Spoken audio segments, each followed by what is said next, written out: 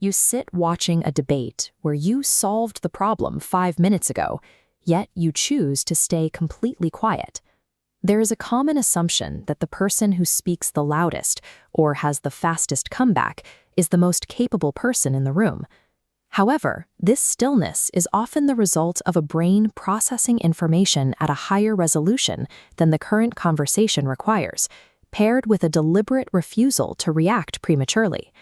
It is the specific mental fatigue of nodding politely while a colleague spends 10 minutes explaining a concept you mapped out before the meeting even started. You have already reached the logical destination. You are simply waiting for the rest of the room to arrive. This dynamic creates a specific type of isolation. When you process information this quickly, the distance between your internal world and the external environment grows. You find yourself holding back insights, while everyone around you reacts instantly to new information. The frustration doesn't come from being quiet. It comes from watching a room react to the surface of a problem, while you are already looking at the mechanics underneath it. During these periods of silence, your brain is actively gathering data. You are watching the social mechanics of the room, looking past what people say to see why they are saying it. You are logging the small contradictions in their arguments, the shifts in their tone, and the patterns in their behavior that they haven't noticed themselves. This represents level 1 reactive thinking. It's the baseline for most social interactions, where information hits the brain and immediately reflects back out as an impulse. By staying silent, you internalize that data, forcing it through analytical checkpoints rather than letting it bounce out. This is a demanding process.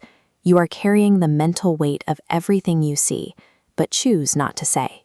The exhaustion you feel at the end of the day comes from this. You are essentially managing a second, invisible record of every conversation you have.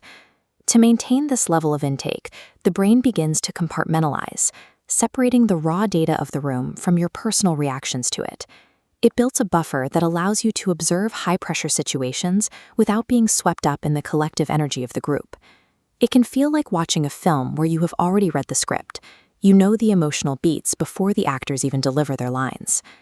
Many people develop this heightened awareness early in life as a way to navigate unpredictable environments, learning to read the energy of a room before entering it. Keeping these observations internal allows you to organize chaotic social signals into a stable, structured understanding of the people around you. This silence is a tactical advantage. It is a filter that prevents you from making the same impulsive errors as those around you. Cognitive patience is the deliberate delay of judgment. You are holding ideas in suspension, allowing them to be examined from every possible angle before deciding what you believe. This shift removes the pressure to react quickly, replacing it with the drive to be precise. The objective is simple. Do not rush to be right.